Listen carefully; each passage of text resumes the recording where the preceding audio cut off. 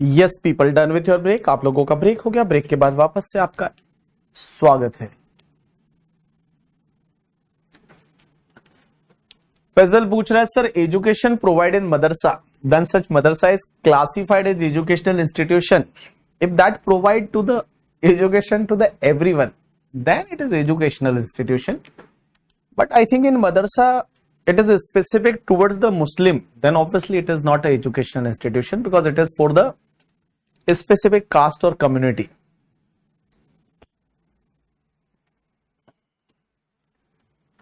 नील, yes, college building जो है ICI को एग्जाम के लिए देते हैं वो एजुकेशनल नहीं है। नहीं है एजुकेशनल, नहीं है। 269 ST applicable to the trust, answer is yes, कहीं पे मना नहीं किया हुआ।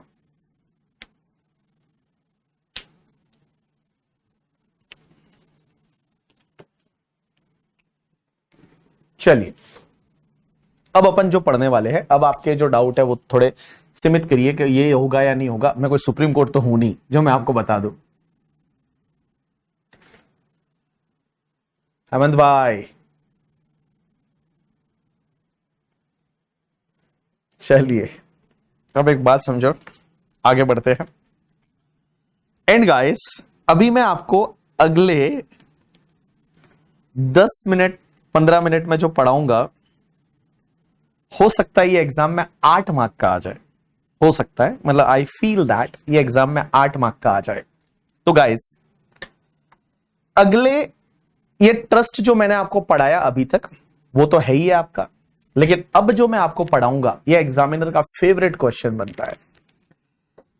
और एग्जामिनर का फेवरेट क्वेश्चन बनता है, एंड गाइस एक कॉन्सेप्ट होता है, ये कॉन्सेप्ट हमारे अरुण जेटली जी लेके आए, एग्जिट टैक्स। एग्जिट टैक्स, जिसको हम एग्जिट टैक्स बोलेंगे। लॉ में इसको एग्जिट टैक्स नहीं बोला जाता, लॉ में इसको बोला जाता है that is tax on accreted income. Tax on accreted income. अब एक बात समझना, मेरे को आपका अगला आधे घंटे का अटेंशन चाहिए पूरा, इसलिए मैंने ब्रेक दिया है आपको अभी अभी। और मैं बताऊं, ये जो कॉन्सेप्ट है ये एग्जाम में ऐसी पॉसिबिलिटी है कि 6 मार्क से लेके और 7 मार्क का क्वेश्चन आपके लिए आ सकता है। 6 to 7 मार्क्स का क्वेश्चन आपके एग्जाम में आपको टपक के मिल सकता है करके, ठीक है, मजा आ जाए वैसा वाला। और बड़ा ही सिंपल सा क्वेश्चन आएगा, आपको बहुत मजा आ जाएगा। अब एक बात बताओ, ये टॉपिक आधे घंटे के अंदर अंदर we will try to wind up this topic. And guys, marks है वो 6 से 7 है। देखो 6 से 7, कुछ टॉपिक पढ़ने में 8 दिन लग गए तब 6 से 7 मार्क आते हैं, और कुछ टॉपिक है वो आधे घंटे में आपको 6 से 7 मार्क्स दे सकते हैं। तो आपका ध्यान जो है वो इधर होना चाहिए। एक बात बताऊं मैं आपको गाइस, ये क्यों लाया उसके पीछे का मैं आपको रीजन बताता हूं। एक बात समझना, ये लाने के पीछे इसमें एक सेक्शन लाई गई, इसकी जो सेक्शन होती है that is the section 115 TD करके। ये अरुण जेटली जी ने क्यों लाया ये topic, that is tax on accreted income या एग्जिट टैक्स। इसको क्यों लाया? मान लो एक ट्रस्ट है, वो पिछले 50 साल से रजिस्टर्ड था, पिछले 50 साल से सही काम कर रहा था, और आज मान लो उसकी रजिस्ट्रेशन कैंसिल हो गई। आज उसकी रजिस्ट्रेशन कैंसिल हो गई। रजिस्ट्रेशन कैंसिल कैसे होती है? जैसे आपको याद रहेगा, वहां पे अपन ने पढ़ा था स्पेसिफाइड वायलेशन। कल स्पेसिफाइड वायलेशन में मान लो स्पेसिफिक कास्ट, कम्युनिटी, रिलीजन के लिए काम कर रहा है, या फिर मान लो जो ट्रस्ट है वो मान लो प्राइवेट रिलीजियस पर्पस के लिए काम कर रहा है, ट्रस्ट की एक्टिविटी जेन्युइन नहीं है, जो ट्रस्ट है वो किसी और लॉ को फॉलो नहीं कर रहा है। अगर वो ऐसे कुछ केसेस थे स्पेसिफाइड वायलेशन के, अगर वायलेशन होता है तो ट्रस्ट की रजिस्ट्रेशन कैंसिल हो जाएगी। अब आपको पता है सृष्टि, मैंने आपको बताया था कि ट्रस्ट की रजिस्ट्रेशन कैंसिल हो जाएगी, तो कैंसिल होने के बाद जिस ईयर में कैंसिल हुई, भाई जिस ईयर के लिए कैंसिल हुई उस ईयर एंड उसके आगे वाले सालों के लिए उसको एग्जेम्पशन नहीं मिलेगा। अगर रजिस्ट्रेशन कैंसिल हो गया तो भाई साहब, जब कैंसिल हुआ तो जिस ईयर में जब कैंसिल हुआ, जिस ईयर के लिए, उस ईयर और उसके आगे वाले सालों के लिए एग्जेम्पशन नहीं मिलेगा। लेकिन सर एक बात बताओ, जो ट्रस्ट ने इतने साल एग्जेम्पशन लिया उसका क्या? सर पिछले 50 साल से ट्रस्ट मजे कर रहा है, पैसे के पे 1 रुपए का टैक्स नहीं भर रहा, और अगर मान लो 50 साल से, जब 50 ईयर से लास्ट के मान लो 50 year say that trust is claiming the exemption under section 11 and 12 and they took the lots of benefits. तो अरुण जेटली जी ने बोला कि रुको, मैं तुम्हारे लिए ऐसे प्रोविजन बनाऊंगा ना कि तुम्हारी रूह कांप जाएगी, ऐसे प्रोविजन बनाऊंगा कि तुम्हारी रूह कांप जाएगी।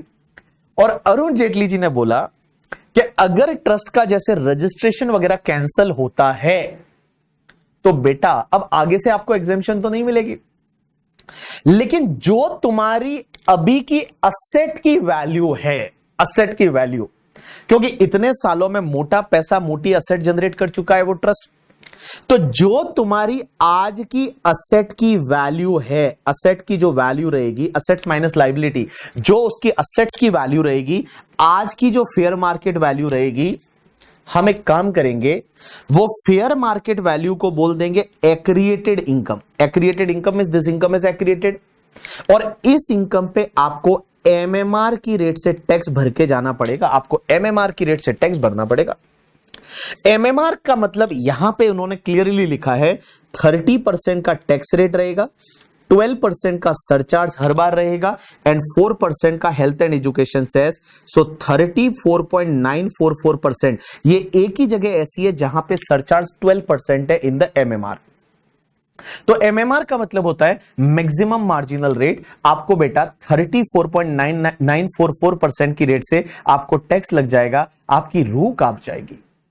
आप सोचो कि हमारे तिरुपति बालाजी वाला ट्रस्ट, और बालाजी वाला ट्रस्ट है वो पिछले मान लो 100 ईयर से चल रहा है, उसने इतनी एग्जेम्पशन ले ली, आज तिरुपति बालाजी वाले ट्रस्ट की असेट की टोटल हो गई मान लो 50,000 करोड़ की। एग्जांपल है, I don't know about the total value of the asset, but assume 50,000 crore is a total asset. आज मान लो बालाजी ट्रस्ट ने कुछ फ्रॉड कर लिया, कुछ गड़बड़ कर ली, तो उसका रजिस्ट्रेशन कैंसिल कर दिया। तो रजिस्ट्रेशन कैंसिल कर दिया, अब आगे तो एग्जेम्पशन नहीं मिलेगी, बट भाई साहब जितनी असेट जनरेट कर दी है उसका क्या? तो जितनी असेट जनरेट की है उसकी जो आज की वैल्यू होगी, जिस दिन ये हुआ, जिस दिन ये वायलेशन हुआ, वैल्यूएशन डेट आएगी, उस डेट को जो है भाई साहब जो भी असेट रहेगी ना उसकी वैल्यू पे एमएमआर की रेट से टैक्स भरना पड़ेगा। एमएमआर का मतलब होता है कि भाई साहब maximum marginal rate that is 34.944% की रेट आएगी और इस रेट से टैक्स भरना पड़ेगा। मतलब मैंने बोला ना कि ट्रस्ट की रूह कांप जाएगी। तो देखो इतने साल आप मजे ले रहे थे, बट अब आप एग्जिट कर रहे हो, तो एग्जिट एग्जिट इसलिए इसको बोलता है एग्जिट टैक्स। या ट्रस्ट आप बंद कर रहे हो, जैसे मान लो फॉर एन एग्जांपल किसी ने मुझे डे 1 पे बोल दिया था, किसी ने मुझे डे 1 पे बोला था कि भाई साहब अगर मान लो ट्रस्ट बंद कर दिया तो क्या होगा सर? ट्रस्ट पहले एग्जेम्पशन ले रहा था, आप ट्रस्ट को डिसॉल्व कर रहे हैं, डिसोल्यूशन के केस में क्या होगा? तो लॉ में क्या लिखा हुआ है कि अगर डिसॉल्व होता है ना ट्रस्ट, तो डिसोल्यूशन के केस में उसकी जितनी भी असेट होती है 12 मंथ के अंदर अंदर उसको किसी दूसरे ट्रस्ट को वो डोनेट करनी पड़ेगी। अगर ट्रस्ट का डिसोल्यूशन हो रहा है, तो डिसोल्यूशन के केस में क्या होता है पता है तुमको, कि जिस मंथ में डिसोल्यूशन हुआ उस मंथ के एंड से 12 मंथ के अंदर अंदर ट्रस्ट की जितनी भी असेट है ना वो किसी दूसरे ट्रस्ट या इंस्टीट्यूशन को जो रजिस्टर्ड है उसको डोनेट करनी पड़ेगी। और अगर डोनेट कर दी तो ठीक है, नहीं की तो 12 महीने बाद जितनी असेट बचेगी उस पे बेटा एक्रिएटेड इनकम से टैक्स लग जाएगा एमएमआर की रेट से, दैट इज 34.944%। कैसे आया ये रेट? 30% is tax rate, 12% is surcharge, 4% is health and education cess. तो मैं अब आपको जो पढ़ाने वाला हूं ना, आपका ध्यान इधर होना चाहिए। मैं अब आपको जो पढ़ाने वाला हूं आपका पूरा ध्यान है, वो पूरा ध्यान इधर होना चाहिए। आप किधर भी नहीं देखोगे, आपका पूरा ध्यान है वो इधर होना चाहिए। गाइस देखिए, बुक में मत देखना, इधर देखोगे, ये आपका आधे घंटे के अंदर ये टॉपिक कंप्लीट हो जाएगा। देखिए बेटा, सबसे पहली चीज लॉ मेकर्स ने एक सेक्शन डाली, इस सेक्शन का नंबर दिया 115 टीडी करके, और 115 टीडी और 115 टीडी ये सेक्शन क्या बोलती है पता है कि बाबू 3 केसेस ऐसे हैं, 3 केसेस ऐसे हैं जिसमें ट्रस्ट की जो एक्रिएटेड इनकम रहेगी, एक्रिएटेड इनकम का मतलब अभी के लिए आप समझिए जो असेट की टोटल वैल्यू है वो, तो ट्रस्ट की जो एक्रिएटेड इनकम रहेगी वो एक्रिएटेड इनकम पे ट्रस्ट को एमएमआर की रेट से टैक्स भरना पड़ेगा। एमएमआर की रेट से टैक्स भरना पड़ेगा। एमएमआर का मतलब होता है 34.944% है, इस रेट से टैक्स भरना पड़ेगा। सर कौन से 3 केसेस? पहली चीज, ये सेक्शन किस पे लगेगी कि अगर कोई भी ऐसा ट्रस्ट है जो कि रजिस्टर्ड है 12AA में या 12AB में। पहले 12AA में रजिस्टर्ड होते थे, अब 12AB में रजिस्टर्ड होते हैं। या फिर कोई ऐसी इंस्टीट्यूशन है जो रजिस्टर्ड है under section 1023C clause number 4, clause number 5, clause number 6 and clause number 6A। आज मैं आपको बताया कि कुछ ऐसे हॉस्पिटल, एजुकेशनल इंस्टीट्यूशन जो बड़के वाले हैं, उनको अप्रूवल लेनी पड़ती है इन सेक्शन में अप्रूवल लेनी पड़ती है। तो ये सेक्शन क्या बोलती है कि अगर कोई ट्रस्ट है जो कि रजिस्टर्ड है 12AA में या 12AB में, या फिर कोई ऐसी इंस्टीट्यूशन है जो कि अप्रूव्ड है under section 1023C clause number 4, clause number 5, clause number 6, clause number 6A में, उसमें अगर अप्रूव्ड है या ट्रस्ट है वो इसमें रजिस्टर्ड है। अब 3 केसेस में ये टॉपिक लगेगा। कौन कौन से 3 केसेस? सबसे पहला case, that is the case number 1, कि अगर ट्रस्ट का कन्वर्जन हो जाता है, conversion into non eligible form. जो ट्रस्ट है वो ट्रस्ट का अगर कन्वर्जन हो जाता है इनटू नॉन एलिजिबल फॉर्म। आप बोलोगे conversion into non eligible form का मतलब क्या होता है? Conversion into non eligible form का मतलब क्या होता है, तो मैं बता दूं। Conversion into non eligible form means या तो उस ट्रस्ट का जो है ना वो रजिस्ट्रेशन कैंसल्ड हो गया, उस ट्रस्ट का जो रजिस्ट्रेशन है वो कैंसिल कर दिया भाई, तो ट्रस्ट हो गया into the non eligible form, तो ये टॉपिक लग जाएगा।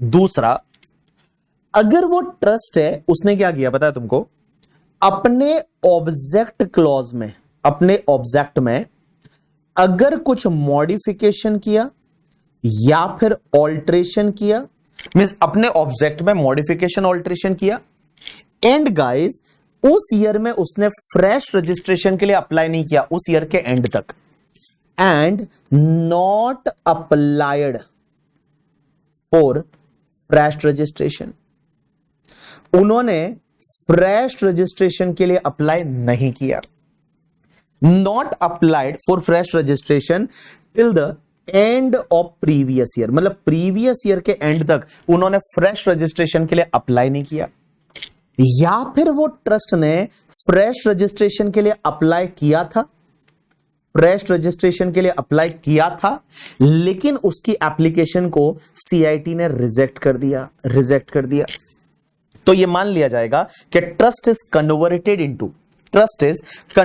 Into the non eligible form.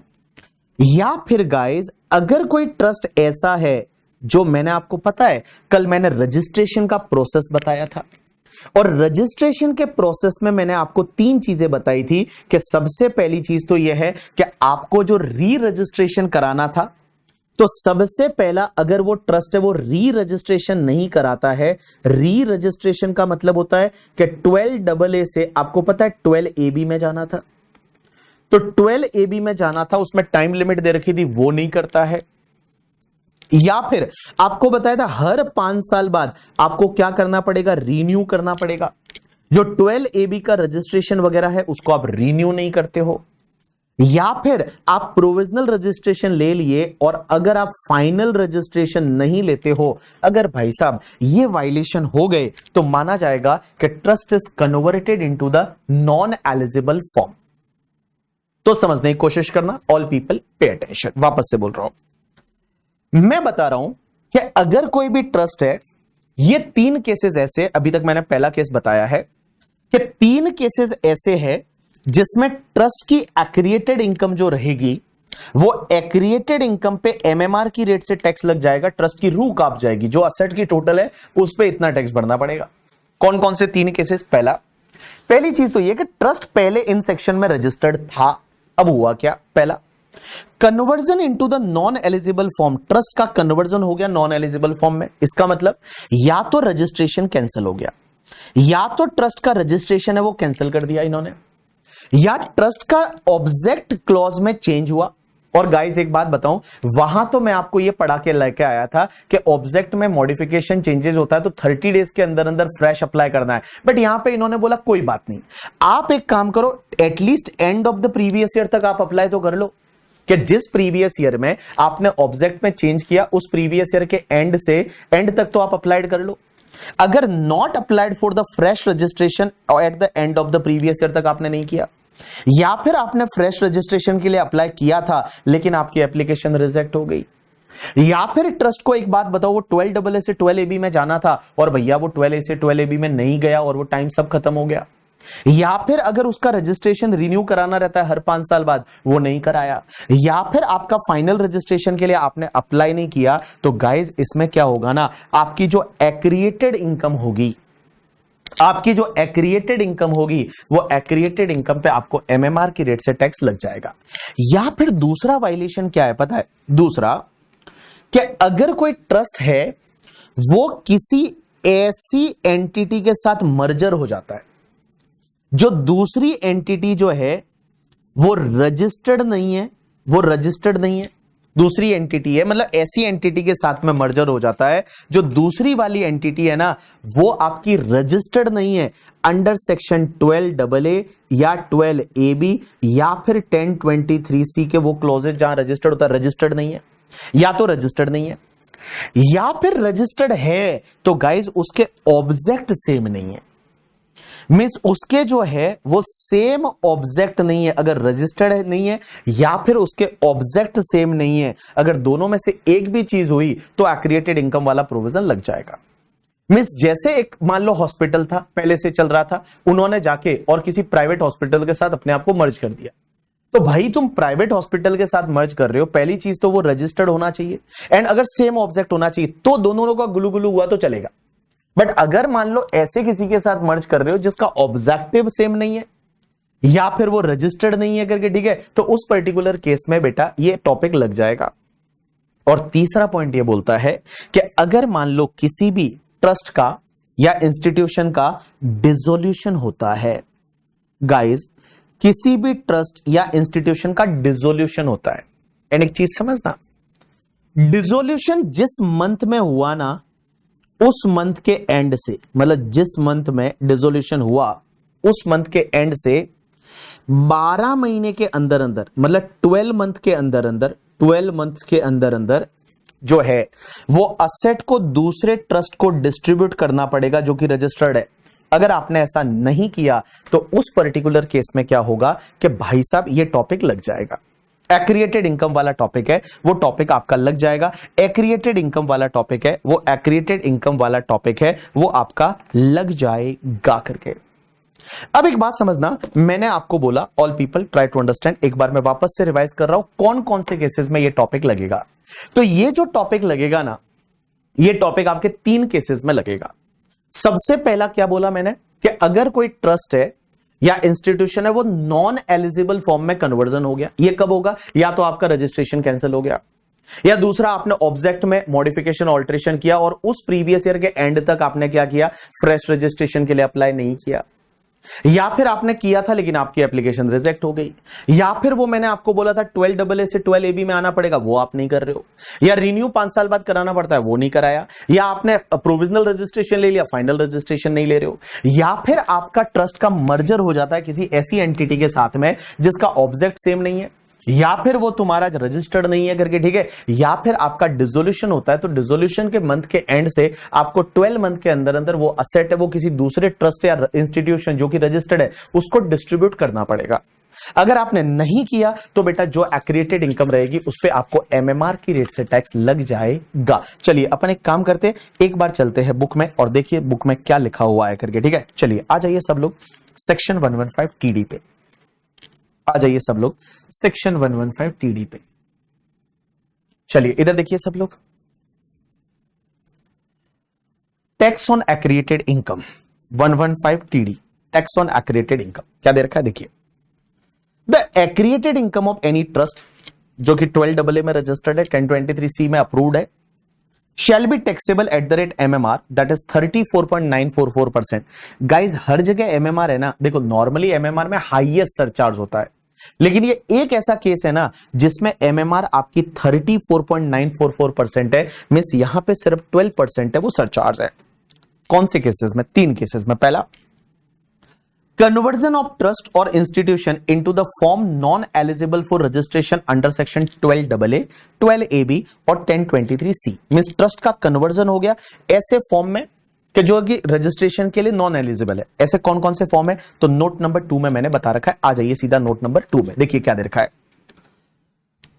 The deemed conversion into non eligible form shall be in the following cases. पहला, registration granted to trust has been cancelled or it has adopted or undertaken modification of its object and which do not conform to the condition of registration। भाई modification alteration करते हो और वो आपकी registration की condition के confirm नहीं करता है, and it has not applied for the fresh registration under दो so and so section in the previous year, और it has applied for fresh registration but application has been rejected.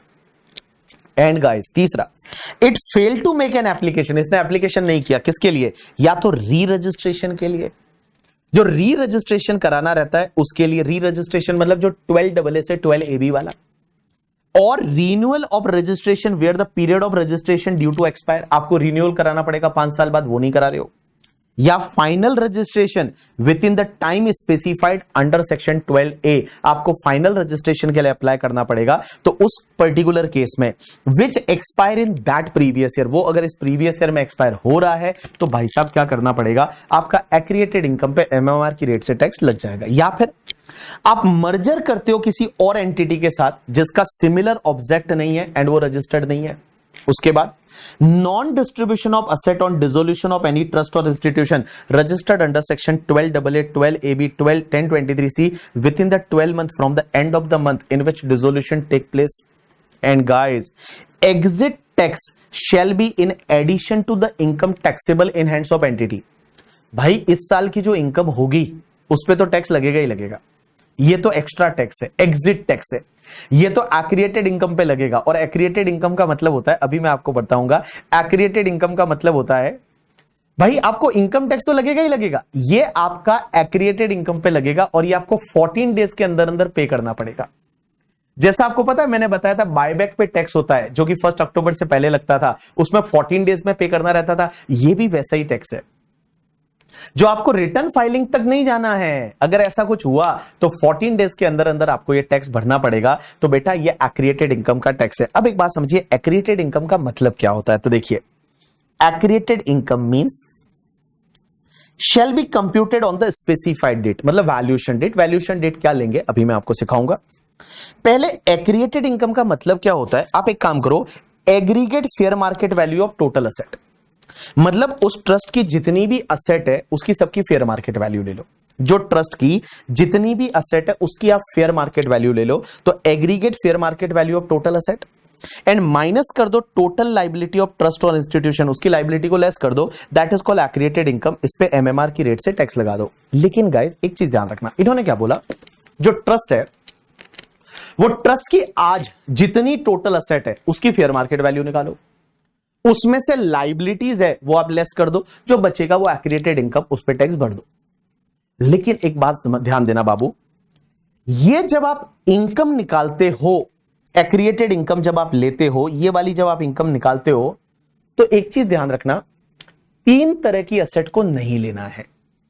इसमें 3 asset को आपको छोड़ देना है, आपको इसमें 3 असेट को आपको नहीं लेना है। आप 3 असेट को यहां कंसिडर नहीं करेंगे। आप बोलेंगे सर कौन कौन सी ऐसी 3 असेट है जिसको कंसिडर नहीं करना है?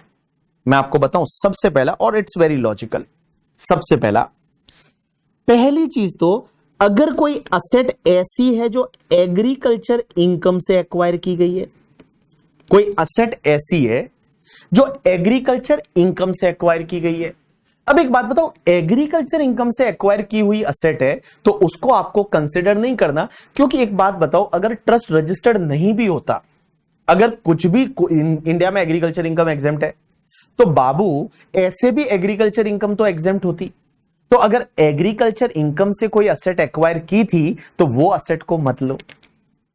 दूसरी चीज, अगर कोई ऐसी असेट है जो ट्रस्ट ने खरीदी है, जब ट्रस्ट बना था उस दिन से लेके और ट्रस्ट का रजिस्ट्रेशन हुआ था, वो रजिस्ट्रेशन इफेक्टिव हुआ था उस दिन से पहले कोई भी असेट खरीदी है तो वो असेट को मत लो, क्योंकि उस इनकम पे तो आपने ऐसे भी टैक्स भरा होगा ना। एक एग्जांपल लेता हूं, आप समझेंगे। इधर देखिए, जैसे मान लो फॉर एन एग्जांपल हमारा एक ट्रस्ट है और हमने क्या किया, वो ट्रस्ट बनाया था ऑन द 19 ऑफ जुलाई 2010 में। इस दिन ट्रस्ट का क्रिएशन हुआ था। गाइस हम 12 AB में या 12 AA में कुछ टाइम तक रजिस्टर्ड ही नहीं थे। हम रजिस्टर्ड हुए 12 AA में और वो 12 AA में रजिस्टर्ड हुए मान लो 19 जुलाई 2016 को। डेट दिख रही है, 19 जुलाई 2016 को हम यहां 12 AA में रजिस्टर्ड हो गए। तो गाइस हमको एग्जेम्पशन कब से मिली होगी पता है? जिस ईयर में आपने एप्लीकेशन किया था। हमने एप्लीकेशन भी हाथों हाथ 2016 में ही किया था और 2016 में हम रजिस्टर्ड हो गए। तो बाबू मुझे एक बात बताओ, प्रीवियस ईयर 2016-17 से लेके, भाई साहब प्रीवियस ईयर 2016 एंड 17 वाला प्रीवियस ईयर है, उस ईयर से आपको एग्जेम्पशन मिली होगी, एग्जेम्पशन मिली होगी अंडर सेक्शन 11-12 वाली। तो मुझे एक बात बताओ भाई, इस साल में रजिस्टर्ड हुआ तो एग्जेम्पशन तो हमको इसी साल से मिली है। तो गाइस एक बात बताओ, यहां 19 जुलाई 10 से लेके जब ट्रस्ट बना था इस दिन से लेके, और एक बात बताऊं, आपकी जो इनकम हुई होगी 31 मार्च 2016, इस बीच में तो वो ट्रस्ट है वो नॉन रजिस्टर्ड ट्रस्ट था।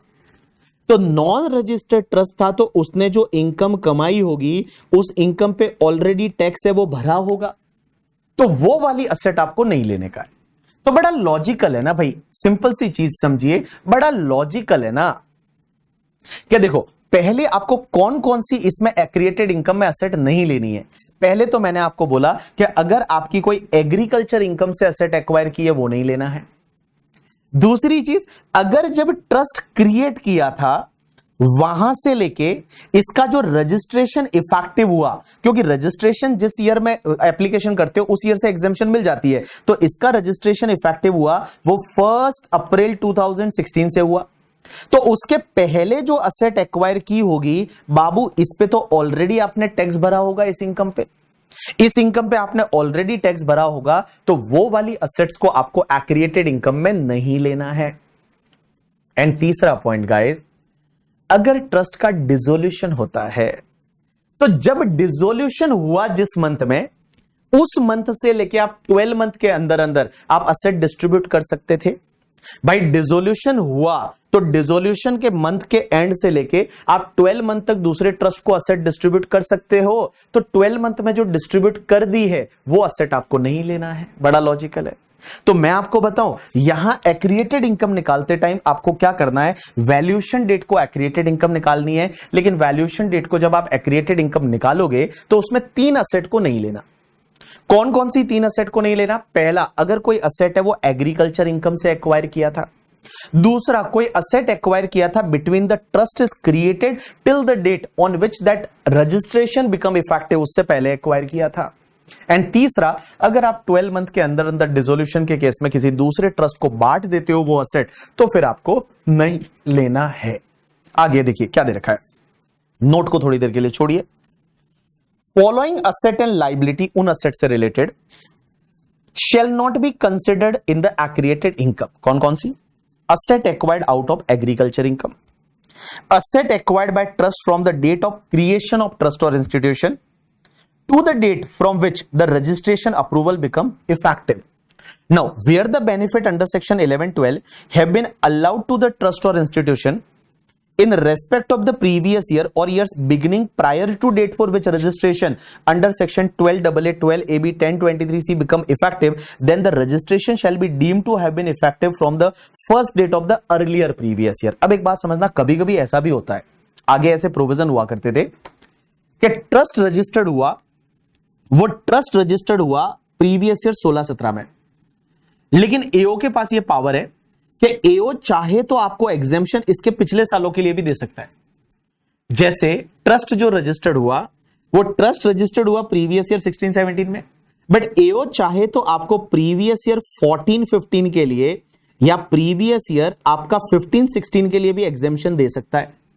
अब एक बात बताओ, एओ ने अगर इन ईयर्स के लिए एग्जेम्पशन दे दिया तो फिर बेटा इन ईयर्स में अगर असेट एक्वायर की है वो तो कंसिडर करेंगे ना।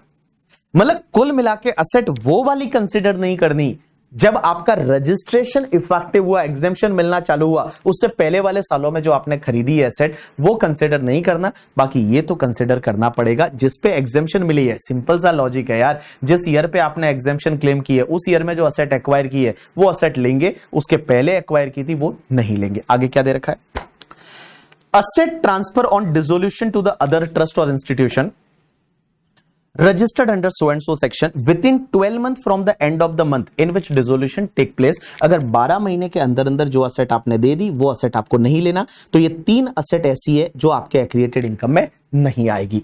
लेकिन सर एक बात बताइए, अगर कोई असेट ऐसी है जिसको आपने एक्रिएटेड इनकम में ले लिया और उसके फेयर मार्केट वैल्यू पे टैक्स भर दिया, जैसे फॉर एन एग्जांपल एक तिरुपति बालाजी ट्रस्ट है, कैंसलेशन हो गया रजिस्ट्रेशन, उनके पास एक असेट थी और वो असेट की फेयर मार्केट वैल्यू थी मान लो 50 लाख, और अब वो 50 लाख पे उन्होंने टैक्स भर दिया एक्रिएटेड इनकम में 34.944%।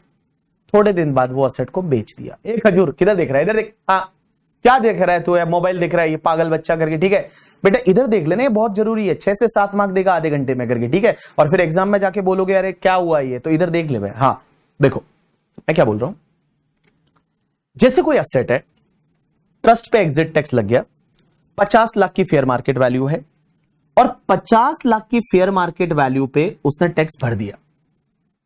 अब आगे जाके जब वो ट्रस्ट असेट को बेचेगा तो उसकी कॉस्ट क्या लेगा। जैसे मान लो ये 50 लाख की फेयर मार्केट वैल्यू थी 50 लाख की, they already paid the taxes on 50 lakh and in future they are selling that asset at 62 lakh. तो sir full value of consideration capital gain के लिए 62 आएगा, कॉस्ट क्या लेंगे मैं बताऊं, कॉस्ट ऑफ एक्विजिशन 50 लेंगे जिसपे ऑलरेडी टैक्स भर चुके हैं। कॉस्ट ऑफ एक्विजिशन है वो अपन 50 ले लेंगे जिसपे ऑलरेडी टैक्स भर चुके हैं अंडर 115 टीडी करके। तो देखिए क्या दे रखा है, यहां पे एक नोट दे रखा है, समझने की कोशिश करना। When the tax on accreted income is levied on the fair market value and if subsequent transfer of the such asset the cost of acquisition shall be the fair market value of such asset. बड़ा logical है। अब एक बात समझना, एक concept आता है ये कि सर स्पेसिफाइड डेट का मतलब क्या होगा, क्योंकि एक बात बताऊं आपको भाई साहब, आपको जो है वो वैल्यूएशन डेट जो है उस दिन ये एक्रिएटेड इनकम निकालनी है। क्योंकि मैंने बोला स्पेसिफाइड डेट, स्पेसिफाइड डेट के पास में चाहिए तो आप लिख सकते हैं वैल्यूएशन डेट, कि भाई साहब असेट की जो है वो वैल्यू कौन सी डेट को निकाली जाएगी, कौन सी डेट को वैल्यू असेट की निकाली जाएगी उस पर टैक्स भरना है। Specified date is a valuation date.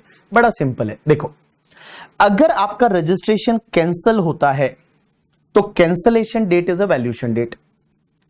अगर आपका मॉडिफिकेशन होता है इन द ऑब्जेक्ट तो modification date is a valuation date. अगर आप एप्लीकेशन नहीं करते री रजिस्ट्रेशन के लिए या रिन्यूअल के लिए या फाइनल रजिस्ट्रेशन के लिए, तो जो last date of making application है ना वो आपका वैल्यूएशन डेट है। अगर आप मर्जर कर लेते हैं गलत ट्रस्ट के साथ में तो डेट ऑफ मर्जर है वो वैल्यूएशन डेट है। एंड गाइस अगर आप डिसोल्यूशन हो जाता है तो डिसोल्यूशन की डेट है वो वैल्यूएशन डेट है। तो देखो मैंने क्या बोला, वैल्यूएशन डेट क्या क्या रहेगी, वैल्यूएशन डेट है स्पेसिफाइड डेट। सबसे पहले रजिस्ट्रेशन कैंसिल हो गया तो cancellation date is a valuation date.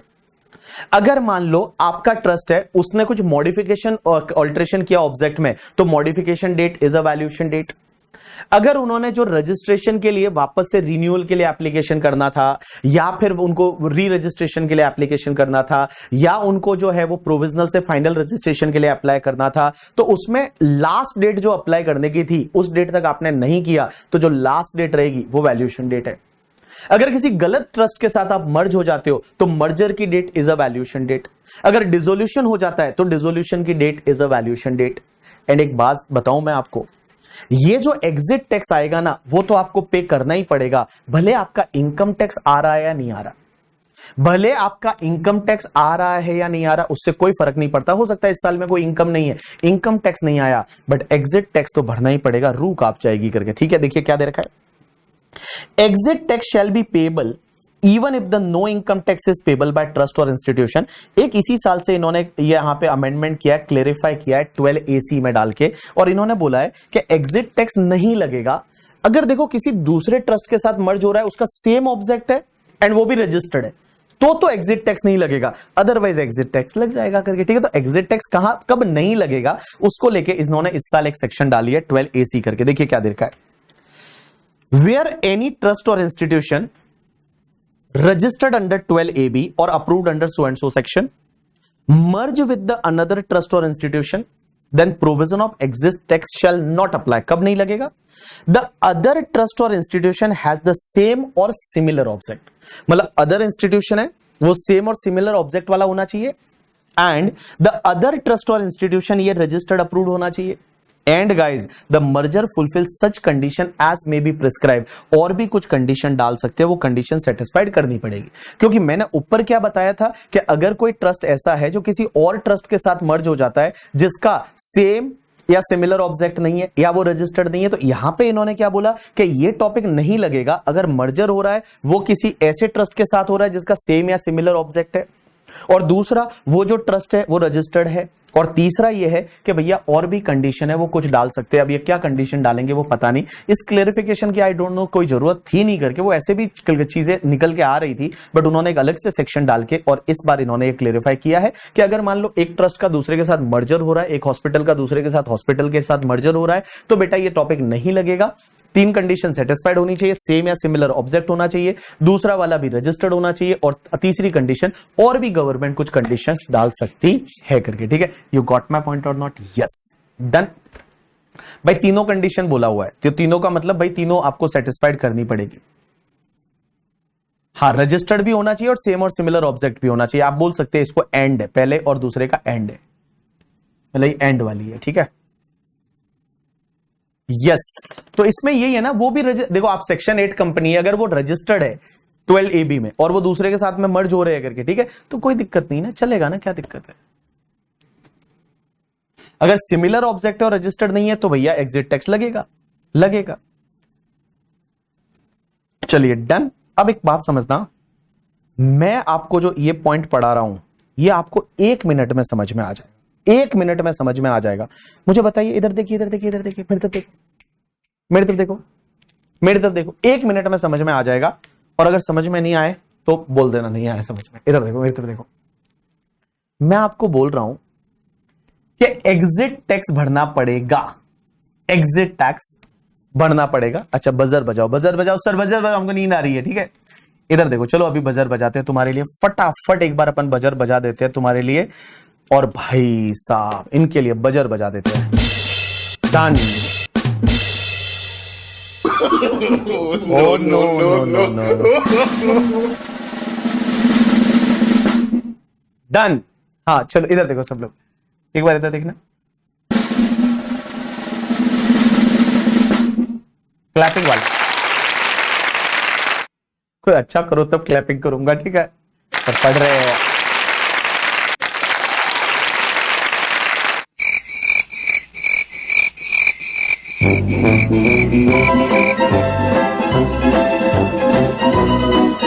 चलो अब इधर देखो, अब इधर देखो, मेरी तरफ देखो गाइस, इधर देखना। मैं जो बताने वाला हूं, मैंने आपको अभी बोला कि ये एग्जिट टैक्स जो है ना, वो एग्जिट टैक्स आपको 14 डेज के अंदर अंदर भरना है। 14 डेज के अंदर अंदर एग्जिट टैक्स है वो भरना है। लेकिन सर ये 14 डेज कहां से काउंट होगा? ये जो 14 डेज है, ये 14 डेज कहां से काउंट होगा? इधर ध्यान दो, इधर ध्यान दो, ये जो 14 डेज है ये कहां से काउंट होगा? मैं जो बोलने जा रहा हूं अगले 3 मिनट के अंदर अंदर ये कंप्लीट हो जाएगा। मैं जो बोलने जा रहा हूं ये अगले 3-4 मिनट में कंप्लीट हो जाएगा। आपका सबका ध्यान मेरी तरफ होना चाहिए, मेरे हाथों की तरफ होना चाहिए, समझ में आ जाएगा। इधर देखिए सब लोग। गाइस एक बात बताऊं, ये 14 डेज कहां से लिया जाएगा? सर कहां से ये टैक्स भरना है 14 डेज में? 14 डेज कहां से काउंट होगा? तो सबसे पहली चीज एक बात बताओ, एक ट्रस्ट का रजिस्ट्रेशन कैंसिल हो गया, तो ट्रस्ट का रजिस्ट्रेशन कैंसिल किसने किया होगा? सीआईटी पीसीआईटी ने किया होगा। रजिस्ट्रेशन कैंसिल हुआ तो कैंसलेशन के अगेंस्ट में आप अपील में जा सकते थे। अपील में कहां जा सकते थे सर? अपील में जा सकते थे आप आईटेट में। अगर आपको याद रहेगा तो मैंने आपको बताया था, अगर कमिश्नर लेवल के बंदे ने कोई ऑर्डर पास किया, प्रिंसिपल कमिश्नर लेवल के बंदे ने कोई ऑर्डर पास किया, तो आप अपील में जाएंगे, आईटेट में जा सकते थे। अब एक बात बताओ, आईटेट में जाने का टाइम लिमिट कितना था? तो वहां पे आईटेट में जाने का टाइम लिमिट होता है 2 मंथ का टाइम लिमिट, 60 डेज का टाइम लिमिट होता है कि जो ऑर्डर आया उससे 60 डेज के अंदर अंदर आप आईटेट में जा सकते हो। पहले वहां पे था 60 days from the date of order, और अब हो गया 2 month from the end of the month in which order is received. तो एक बात बताओ, आईटेट में जाने का टाइम लिमिट होता है 60 डेज। मैं बोलते बोलते बार बार 60 डेज बोलूंगा, ठीक है? इधर देखो, रजिस्ट्रेशन कैंसिल हुआ, आप आईटेट में जा सकते थे। आईटेट में जाने का टाइम लिमिट है 60 डेज, वो 60 डेज एक्सपायर हो गया और आप आईटेट में नहीं गए। तो जैसे ही वो 60 डेज एक्सपायर हो गया, उसके बाद के 14 डेज के अंदर अंदर आप एग्जिट टैक्स भर दो। देखो वापस से बोल रहा हूं, ट्रस्ट का रजिस्ट्रेशन कैंसिल हुआ, कैंसिलेशन के अगेंस्ट में आप आईटेट में जा सकते थे। आईटेट में जाने का टाइम होता है 60 डेज, आप आईटेट में नहीं गए, 60 डेज एक्सपायर हो गए, 60 डेज के बाद 14 डेज के अंदर अंदर एग्जिट टैक्स भर दो। दूसरा, आप आईटेट में चले गए, आप आईटेट में चले गए, लेकिन आगे जाके अपील में ऑर्डर आया कि तुम्हारा तो कैंसिलेशन होना ही चाहिए था, तुम्हारा तो कैंसिलेशन होना ही चाहिए था, और कैंसिलेशन के कंफर्मेशन का अगर ऑर्डर आ गया, तो ऑर्डर आया तो उसके 14 डेज के अंदर अंदर आप एग्जिट टैक्स है वो भर दीजिए। आप 14 डेज के अंदर अंदर आप एग्जिट टैक्स भर दीजिए। दूसरा पॉइंट, अगर मान लो आप अपने ऑब्जेक्ट में मॉडिफिकेशन करते हैं, ऑल्ट्रेशन करते हैं, तो मॉडिफिकेशन ऑल्ट्रेशन किया आपने, देखो मेरे वर्ड्स पे ध्यान देना, मॉडिफिकेशन ऑल्ट्रेशन किया और आपने उस प्रीवियस ईयर के एंड तक एप्लीकेशन नहीं किया री रजिस्ट्रेशन का, मॉडिफिकेशन ऑल्ट्रेशन किया, उस प्रीवियस ईयर के एंड तक आपने एप्लीकेशन नहीं किया, तो जैसे ही वो प्रीवियस ईयर एंड हो जाएगा 14 डेज के अंदर अंदर आपको ये एग्जिट टैक्स भरना पड़ेगा। दूसरा, मॉडिफिकेशन ऑल्ट्रेशन किया, आप फ्रेश रजिस्ट्रेशन के लिए अप्लाई किया, लेकिन सीआईटी ने रिजेक्ट कर दिया, तो रिजेक्शन के अगेंस्ट में आप लोग आईटेट में जा सकते थे, आईटेट में गए नहीं, 60 डेज एक्सपायर हो गया, तो बेटा 60 डेज के बाद 14 डेज के अंदर अंदर आपको यह टैक्स भरना पड़ेगा। दूसरा, अगर आप आईटेट में चले गए रिजेक्शन के अगेंस्ट में, लेकिन वहां से ऑर्डर आ गया confirming the rejection, rejection confirm है, होना ही चाहिए था, तो बेटा जैसे ही वो ऑर्डर आया उसके 14 डेज के अंदर अंदर आप ये टैक्स भर दीजिए। तीसरा, अगर आप 12AA से 12AB में नहीं आते हैं, या फिर आप जो है वो क्या बोलते हैं उसका 12AA से 12AB में नहीं आते हैं, री रजिस्ट्रेशन नहीं कराते हैं, रिन्यूअल आप नहीं कराते हैं, provisional to fresh register, provisional to final registration नहीं कराते हैं, तो गाइज जैसे ही जिस ईयर में ये कराना था जो डेट तक, वो डेट भी गई और वो ईयर के एंड से आपको 14 डेज के अंदर अंदर ये एग्जिट टैक्स भरना पड़ेगा।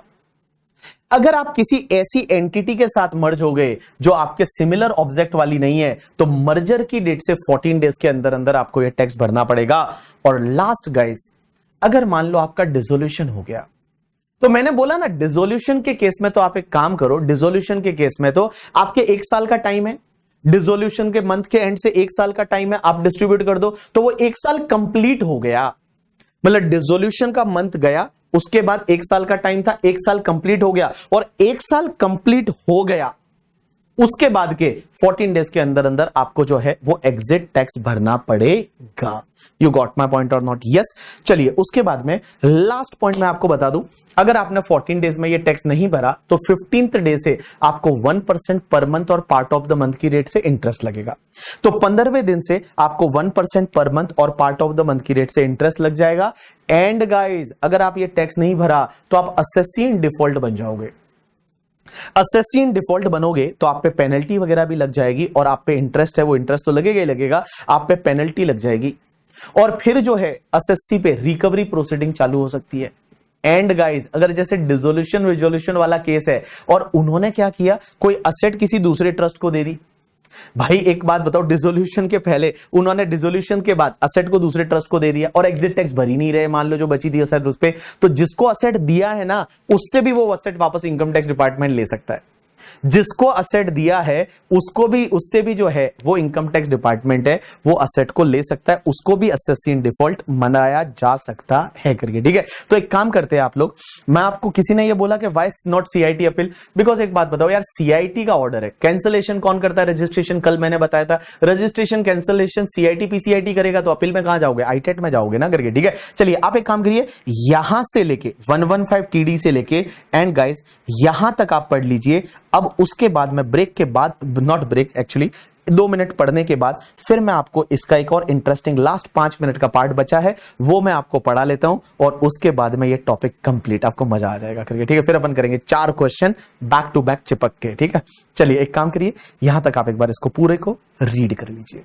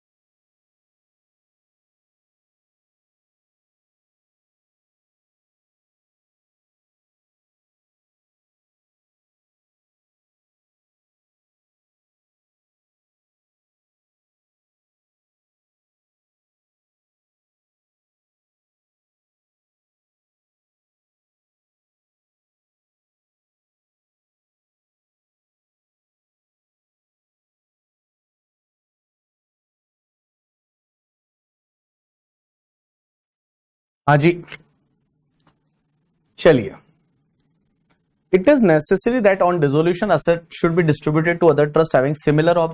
No, Shivam, it can be distributed to any trust, but that should be registered in 12EB. That's it. Enough. 15th day का क्या मतलब भाई? 14 डेज तक टैक्स भरना है, नहीं भरा तो 15th डे से इंटरेस्ट लगेगा, फ्रॉम द 15th डे। भाई 14 डेज के अंदर अंदर आपको टैक्स भरना है, नहीं भरा तो 15th डे से आपको इंटरेस्ट लगेगा।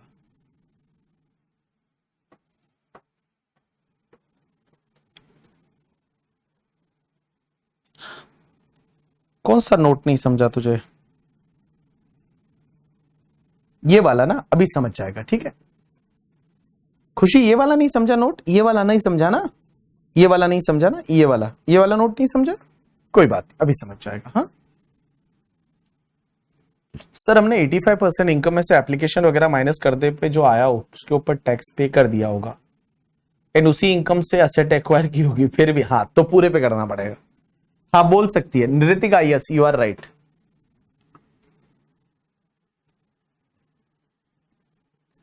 $60 एक्सपायर ऑन द 1 नवंबर, तो उसके बाद 14 डेज आप छोड़ दीजिए, उसके बाद से आपको 15 नवंबर से इंटरेस्ट चालू हो जाएगा।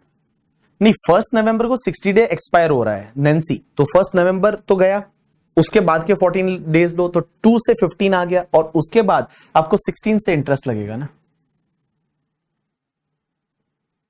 हाँ Riya, that is 14 days from the end of the previous year है यहां पे, जो आपका रजिस्ट्रेशन वगैरह अगर आपने टाइम पे नहीं कराया एंड ऑल, तो उसमें आपका 14 days from the end of the previous year है, प्रीवियस ईयर के एंड से 14 डेज। हाँ नील सही बोल रहे हैं भाई, इसमें आपने किसी को भी ऐसे को दिया, भले वो ट्रस्ट कोई भी हो, रिसिपेंट कोई भी हो, अगर ये टैक्स नहीं भर रहा है तो भाई जितनी असेट उसको दिए उससे ले सकते हैं ना, जितनी असेट उससे दिए उससे ले सकते हैं ना। चलिए अब अपन आगे बढ़ते हैं, और लास्ट का 10 मिनट का डिस्कशन है, उसके बाद आगे अपन क्वेश्चन करेंगे। मुझे एक बात बताओ, जैसे एक ट्रस्ट है, उस ट्रस्ट का नाम है, फॉर एन एग्जाम्पल ये है बालाजी ट्रस्ट, बेचारे बोलेंगे बालाजी ट्रस्ट को बार बार डिसॉल्व करा रहे हो, एग्जाम्पल लेते हैं, चलो दूसरा ले लेते हैं। एक ट्रस्ट है जिसका नाम है बीबी बाबा का ट्रस्ट, बीबी बाबा ट्रस्ट, और ये बीबी बाबा के ट्रस्ट की बैलेंस शीट है, ठीक है, वैल्यूएशन डेट को।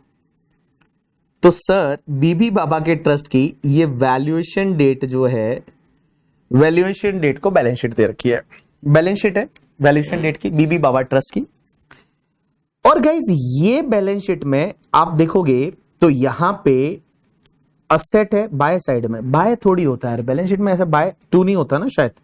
सर कैसे सीए बन गए सर, आपको देख के लगता ही नहीं आप सीए हो करके। असेट है जो है वो असेट साइड में दे रखी है, और लाइबिलिटी साइड में लाइबिलिटीज दे रखी होगी, ठीक है।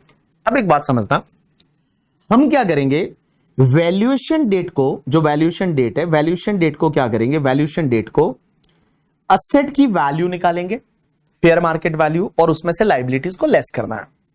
लेकिन क्वेश्चन ये आता है सर एक्रिएटेड इनकम निकालने के लिए, एग्जिट टैक्स निकालने के लिए इसकी फेयर मार्केट वैल्यू निकालेंगे कैसे?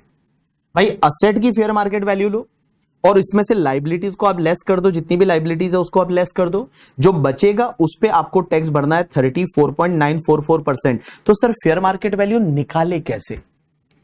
तो सबसे पहले चलते हैं अपन असेट में, एक चीज मैं आपको बताता हूं, बड़ा सिंपल है। देखो असेट्स में क्या करना है, part A calculation of fair market value of asset, it is given in rule number 17 CB. ये रूल ये बोलता है कि सबसे पहले आप असेट लीजिए, असेट में ध्यान रखिए एग्रीगेट फेयर मार्केट वैल्यू लेना है आपको टोटल असेट का ऑफ द ट्रस्ट और institution on the balance sheet as reduce by TDS TCS advance tax.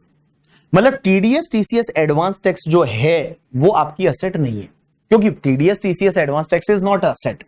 But अगर इनकम टैक्स रिफंड आता है तो वो असेट है। तो मैंने क्या बोला, टीडीएस टीसीएस एडवांस टैक्स है वो तुम्हारी असेट नहीं है, तो इसको छोड़ दीजिए। एंड दूसरा unamortised amount of the deferred revenue expenditure, इसको छोड़ दीजिए। इसको छोड़ के बाकी सब असेट की फेयर मार्केट वैल्यू निकाल लीजिए। वापस बोल रहा हूं, समझने की कोशिश करना। एक ट्रस्ट है, वो ट्रस्ट की बैलेंस शीट आपने ली, वैल्यूएशन डेट को एग्जिट टैक्स लगाना है। आप क्या करोगे, असेट्स की वैल्यू निकालने के लिए जो भी असेट साइड में असेट है सबकी फेयर मार्केट वैल्यू लेनी है, लेकिन दो असेट आपको कंसिडर नहीं करनी है। एक तो बेटा जो भी तुम्हारा टीडीएस टीसीएस एडवांस टैक्स है वो तुम्हारी असेट नहीं है, तो उसको आप छोड़ दो। एंड दूसरा डेफर्ड रेवेन्यू एक्सपेंडिचर है, उसको आप छोड़ दो। लेकिन सर असेट की फेयर मार्केट वैल्यू निकालनी कैसे है? तो असेट की फेयर मार्केट वैल्यू निकालने के लिए सबसे पहले देखो कि वो ट्रस्ट के पास कौन कौन सी असेट है। मान लो ऐसा भी तो हो सकता है ना कि हमारा ट्रस्ट है बीबी बाबा ट्रस्ट, और बीबी बाबा ट्रस्ट के पास में यहां पे जो शेयर है वो बीपीसीएल के शेयर्स है। तो बीपीसीएल गवर्नमेंट कंपनी में इन्वेस्टमेंट कर सकते हैं। तो बीपीसीएल के शेयर्स है या मान लो एलआईसी के शेयर्स है, तो भैया ये गवर्नमेंट कंपनी पीएसयू में तो इन्वेस्टमेंट कर सकता है ट्रस्ट। तो ट्रस्ट के पास में अगर बीपीसीएल के शेयर है या फिर एलआईसी के शेयर है तो इसकी वैल्यू कैसे करे? तो लॉ मेकर्स बोलते हैं सबसे पहला पॉइंट कि अगर कोटेड शेयर एंड सिक्योरिटी है, कोटेड का मतलब होता है लिस्टेड शेयर एंड सिक्योरिटी, अगर कोई लिस्टेड शेयर एंड सिक्योरिटी है तो आप एक काम करो, उसकी फेयर मार्केट वैल्यू आएगी average of the lowest and highest price on the valuation date on the recognised stock exchange. तो रिकॉग्नाइज्ड स्टॉक एक्सचेंज में उसका लोएस्ट प्राइस क्या था, हाईएस्ट प्राइस क्या था, उसका एवरेज ले लो। लेकिन अगर मान लो उस दिन ट्रेडिंग नहीं हुई तो लास्ट ट्रेडिंग सेशन का आपका एवरेज क्या था वो आप ले लो। तो देखो, अगर कोई ट्रस्ट ऐसा है जिसके पास में किसी कंपनी के कोटेड शेयर है, कोटेड शेयर का मतलब होता है लिस्टेड शेयर सिक्योरिटी है, तो लिस्टेड शेयर एंड सिक्योरिटी में आप एक काम करो, एवरेज लेना है, मतलब हाईएस्ट और लोएस्ट जो कोट था, हाईएस्ट प्राइस कितनी गई थी, लोएस्ट कितनी गई थी, उसका एवरेज ले लो। अगर उस दिन ट्रेडिंग नहीं हुई है तो आप एक काम करो, आप उसके प्रीवियस ट्रेडिंग सेशन में जो वैल्यू थी, प्रीवियस ट्रेडिंग सेशन में जो हाईएस्ट लोएस्ट था उसका एवरेज ले लो।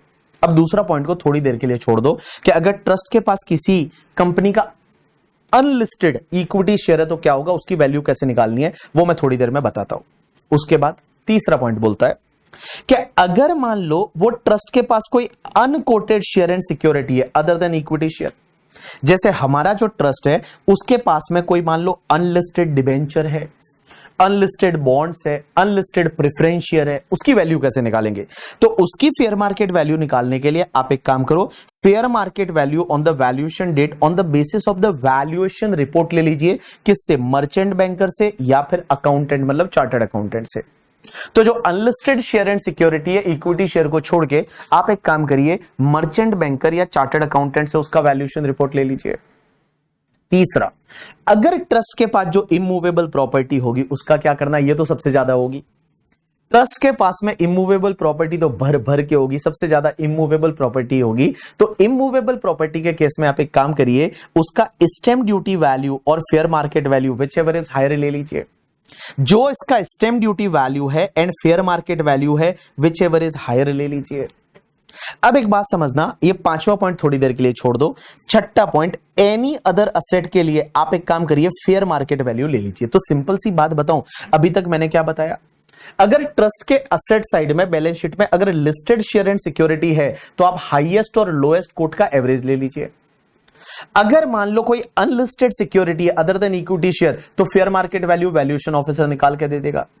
इमूवेबल प्रॉपर्टी के केस में एसडीवी और fair market value whichever is higher ले लीजिए। और गाइस, अदर कोई असेट है जैसे डेटर है, स्टॉक है, बाकी कोई भी असेट है तो उस डेटर वेटर तो कैसे ही होगा ट्रस्ट के लिए, बट मान लो अगर बाकी कोई भी असेट है तो उसकी आपको क्या करना है, फेयर मार्केट वैल्यू लेनी है।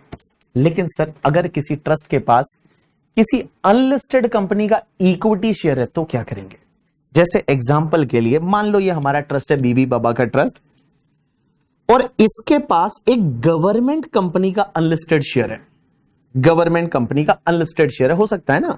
तो जैसे मान लो अनलिस्टेड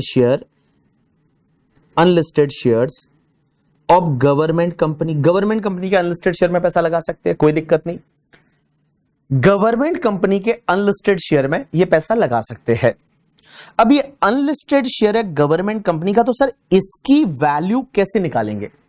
तो आपको क्या करना पड़ेगा, जैसे एग्जांपल के लिए मैं थोड़ी देर के लिए ले लेता हूं कि जो एयर इंडिया है वो गवर्नमेंट की है। एग्जांपल के लिए आज की डेट में एयर इंडिया टाटा की है, बट मैं जस्ट एग्जांपल के लिए ले रहा हूं कि मान लो हमारा बीबी बाबा का ट्रस्ट है, इसके पास में शेयर्स है एयर इंडिया के।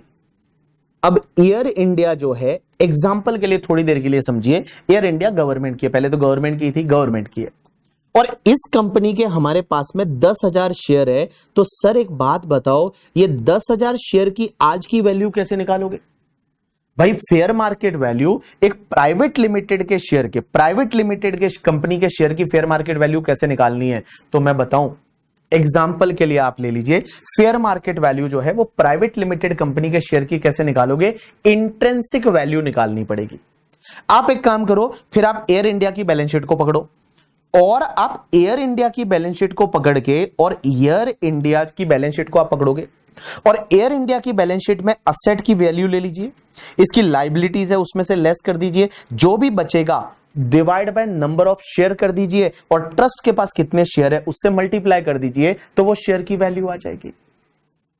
तो मैंने आपको क्या बोला, जैसे अनलिस्टेड शेयर में एग्जांपल के लिए एयर इंडिया या आज की डेट में एनटीपीसी ग्रीन है, तो एनटीपीसी ग्रीन है वो गवर्नमेंट का कंपनी है और वो अनलिस्टेड है, तो बेटा उसके अगर शेयर ट्रस्ट के पास है तो इसकी वैल्यू कैसे निकालनी है, तो कुल मिला के आपको उसकी इंट्रिंसिक वैल्यू निकालनी पड़ेगी।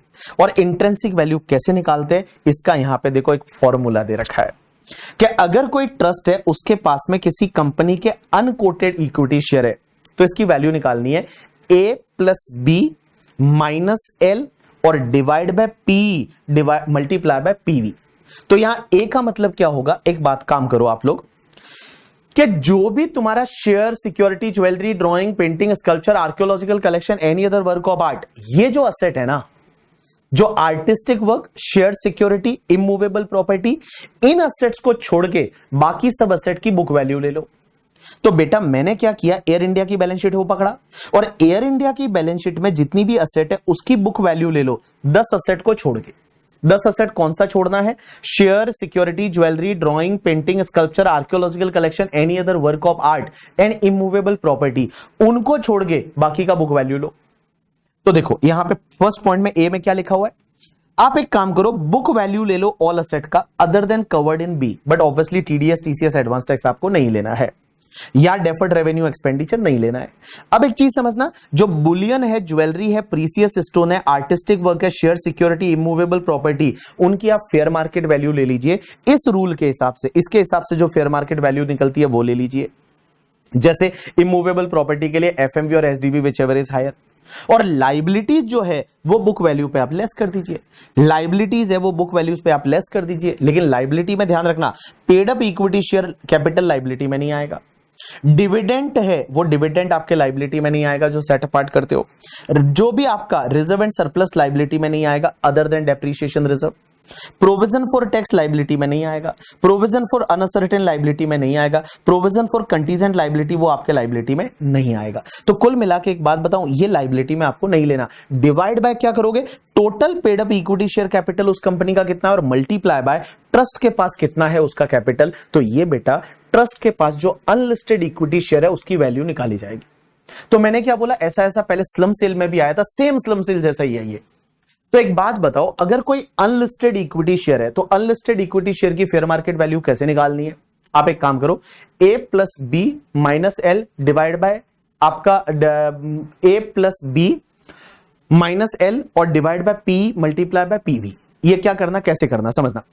तो पहले जो अनलिस्टेड कंपनी है जैसे एनटीपीसी ग्रीन है या फिर मान लो आपका एयर इंडिया है, उसको पकड़ो और उसको क्या करना, उसकी बैलेंस शीट को पकड़ो और उसकी बैलेंस शीट में जो असेट साइड में है ये 10 असेट को छोड़ के, कौन कौन सी, share, security, jewellery, drawing, painting, sculpture, archaeological collection, any other work of art, bullion and immovable property, इसको छोड़ के बाकी सब असेट का ले लो आप बुक वैल्यू, इन असेट का ले लो फेयर मार्केट वैल्यू, लाइबिलिटीज को बुक वैल्यू पे लेस कर दो और डिवाइड बाय कर दो total paid up equity share capital कितनी है और मल्टीप्लाई बाय इस ट्रस्ट के पास पेड अप शेयर कैपिटल कितनी है, वो आ जाएंगे अनलिस्टेड इक्विटी शेयर का फेयर मार्केट वैल्यू। तो मैंने क्या बोला, देखो अब मैं वापस आपको बता रहा हूं कि अगर कोई ट्रस्ट है, एग्जांपल के लिए बीबी बाबा का ट्रस्ट, और बीबी बाबा का ट्रस्ट है उस पे एग्जिट टैक्स लग रहा है, तो असेट साइड में जो है असेट की सबकी फेयर मार्केट वैल्यू लेनी है। कैसे निकालनी है फेयर मार्केट वैल्यू, तो फेयर मार्केट वैल्यू निकालने के लिए बेटा लिस्टेड शेयर है तो एवरेज ले लो हाईएस्ट एंड लोएस्ट कोट का, अनलिस्टेड इक्विटी शेयर है तो अभी मैंने बताया इंट्रिंसिक वैल्यू निकालो उनकी। उसके बाद में इमूवेबल प्रॉपर्टी के केस में क्या करना है, SDV, FMV whichever is higher, unquoted share and security equity share को छोड़ के इसको क्या करना है आपको, यहां पे आपको मर्चेंट बैंकर या चार्टर्ड अकाउंटेंट एफएमवी निकाल के देगा और बाकी जितनी भी एसेट है उसकी आप एफएमवी ले लो। एंड गाइस अगर ट्रस्ट के पास में कोई बिजनेस अंडरटेकिंग है, जैसे ट्रस्ट है वो बुक्स का बिजनेस भी करता था, इस्कॉन टेम्पल बुक्स का बिजनेस करता था, तो इस्कॉन टेम्पल का जो बुक वाला डिवीजन है वो तो बिजनेस अंडरटेकिंग है, तो उसके लिए वैल्यू कैसे निकालनी है, ए प्लस बी माइनस एल।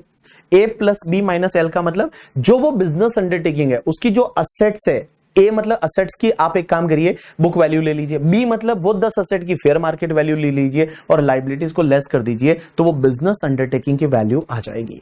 अब एक बात समझना गाइस, ट्रस्ट की जब आप बैलेंस शीट पकड़ोगे तो लाइबिलिटीज को आप लेस कर दीजिए बुक वैल्यू पे, बट लाइबिलिटीज में कौन कौन सी चीजें नहीं आएगी।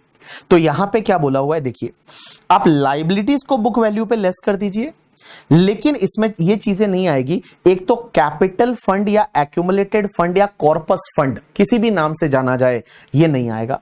Corpus fund is not a liability, reserve and surplus is not a liability, provision for tax is not a liability, provision for uncertain liability या contingent liability is not a liability, ये तुम्हारे liability में नहीं आएगा। चलिए अब आप एक काम करिए, सीधा चलिए क्वेश्चन पे, और आप चलिए अपने कंपाइलर पे, और कंपाइलर पे भाई साहब अपन करेंगे बैक टू बैक क्वेश्चन 4 चिपक के, बैक टू बैक 4 क्वेश्चन चिपक के।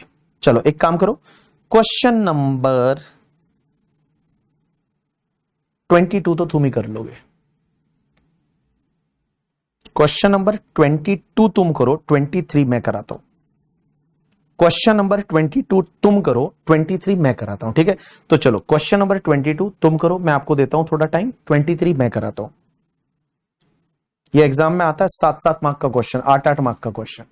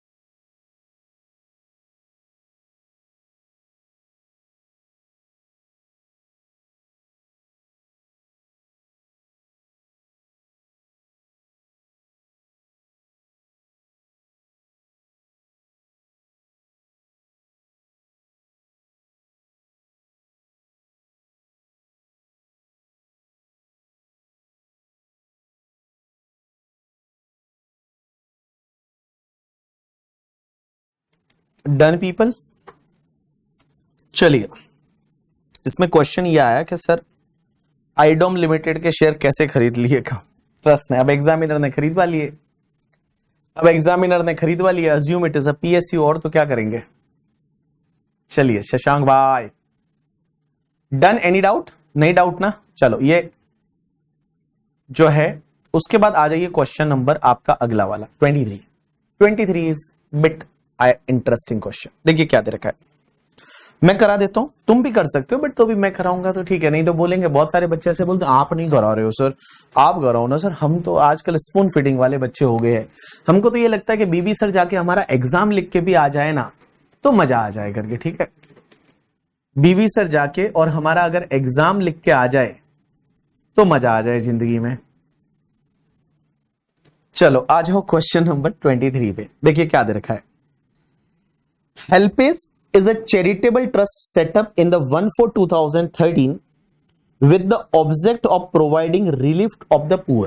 इनका काम था गरीबों की हेल्प करना, रिलीफ देना पुअर लोगों को, ठीक है।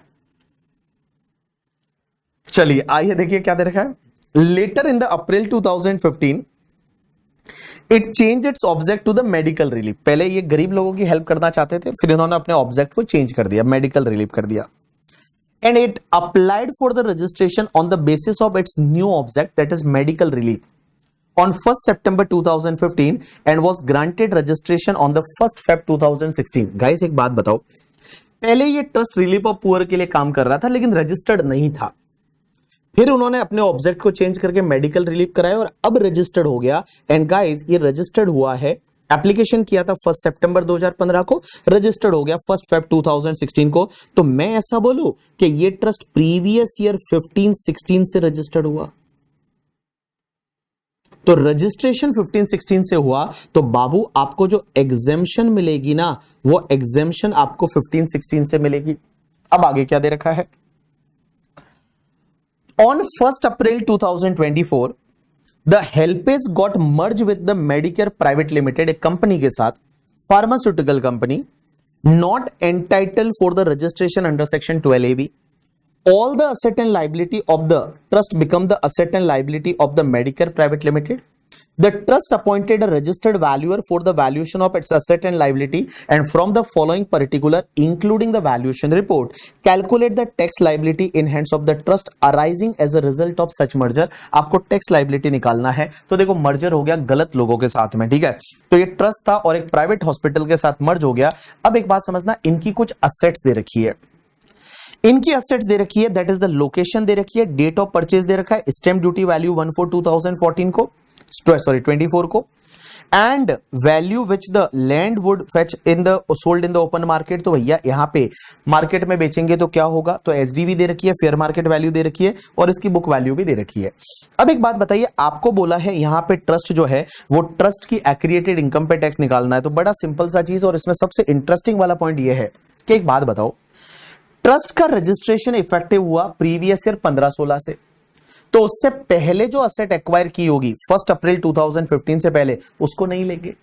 तो ये जो नोएडा वाली जो लैंड है गाइस, ये देखिए 1 सितंबर 2013 को एक्वायर की थी, तो मैं बोलूं ये नोएडा वाली लैंड आपको नहीं लेनी है असेट में। एक्रिएटेड इनकम निकालते टाइम असेट माइनस लायबिलिटी करोगे, तो ये वाली जो लैंड है वो आपको नहीं लेनी है, नोएडा वाली नहीं लेनी है, गुरुग्राम वाली लेनी है। Answer is yes. और एक बात बताओ, इमूवेबल प्रॉपर्टी की फेयर मार्केट वैल्यू कैसे निकालेंगे, एसडीवी और एफएमवी विचएवर इज हायर। तो यहां पे एसडीवी 100 लाख है और एफएमवी आपका 120 लाख है, तो आप क्या करेंगे, यहां पे 120 लाख लेंगे, और आप यहां पे 120 लाख है वो लेंगे, तो 120 लाख है वो लेंगे एफएमवी। अब एक बात समझना, इनके पास शेयर्स भी है, अब इनके पास शेयर्स है और शेयर्स दे रखे हैं 5000 कोटेड इक्विटी शेयर है ए लिमिटेड के, किसी कंपनी के कोटेड इक्विटी शेयर है, कोटेड का मतलब होता है लिस्टेड, जो कि 2017 में खरीदे थे, सीधी सी बात है रजिस्ट्रेशन के बाद खरीदे थे। फेस वैल्यू से मुझे कोई मतलब नहीं, परचेस प्राइस से मुझे कोई मतलब नहीं, मुझे ये देखना है लिस्टेड है तो हाईएस्ट और लोएस्ट कोट का एवरेज ले लो।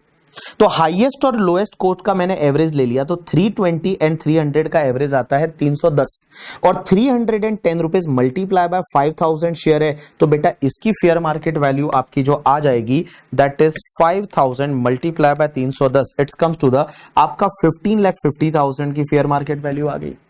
अब आपको प्रेफरेंस शेयर दे रखे हैं किसी कंपनी के। अब एक बात बताओ, प्रेफरेंस शेयर दे रखे हैं तो देखो, अगर लिस्टेड होते तो अपन हाईएस्ट और लोएस्ट का एवरेज ले लेते, अदरवाइज आपको फेयर मार्केट वैल्यू निकालनी है, जो कि मर्चेंट बैंकर निकाल के देगा या चार्टर्ड अकाउंटेंट निकाल के देगा। तो 180 है तो 180 मल्टीप्लाई बाय 2000 करेंगे, तो 180 multiply by 2000 it's comes to the 3,60,000 है।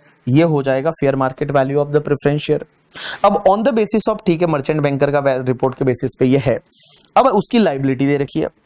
Now book value of liability 120 lakh है, लेकिन उसमें लाइबिलिटी में कॉर्पस फंड है जिसको नहीं लेना है, प्रोविजन फॉर टैक्सेशन है इसको नहीं लेना है, रिजर्व एंड सरप्लस को नहीं लेना है, तो इन तीनों को लेस कर दो। तो बेटा यहां पे 120 माइनस आपका 12 माइनस आपका 8 माइनस 18, तो आपका 82 का लाइबिलिटी हो जाएगा।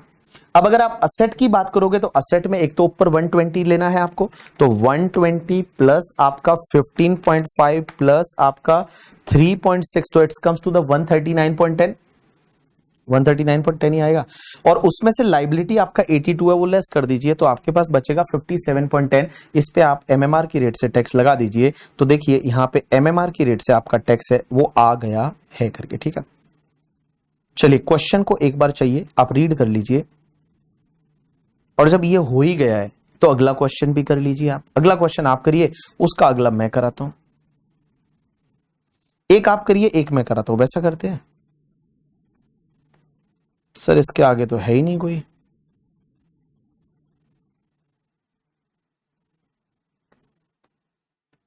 एक ही क्वेश्चन है सर, ये वाला। चलो बट इस क्वेश्चन में एक ऐसा पॉइंट है ना, मैं कराऊं या आप ट्राई करोगे, बताओ। मैं कराऊं या आप ट्राई करोगे? यही क्वेश्चन आते हैं एग्जाम में भाई साहब। ये देखो, ये मई 2021 में था 24 वाला क्वेश्चन। ये क्वेश्चन जो था ये तुम्हारे आरटीपी में था, वो 2 बार आया है एग्जाम में भी, 1-2 बार आया है। सिमिलर क्वेश्चन एग्जाम में आए हुए। Registration granted on 4 April 2016, apply कब किया था कशिश, वो देखेंगे अपन।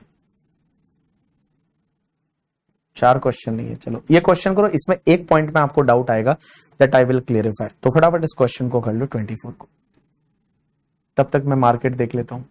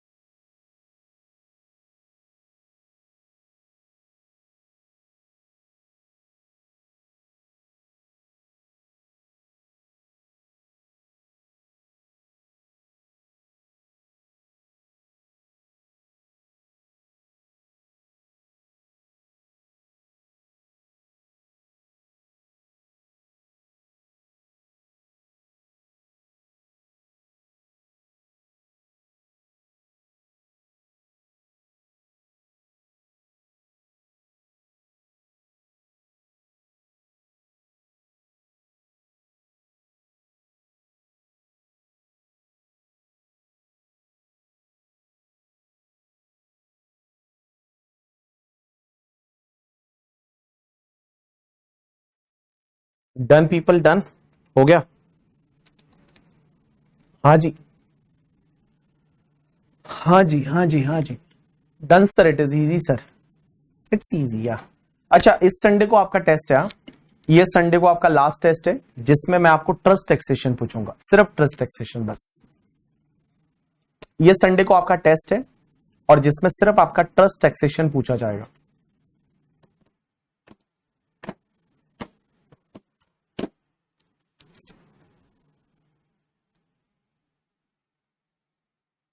ये संडे को आपका टेस्ट है जिसमें सिर्फ आपका ट्रस्ट टैक्सेशन पूछा जाएगा, ठीक है?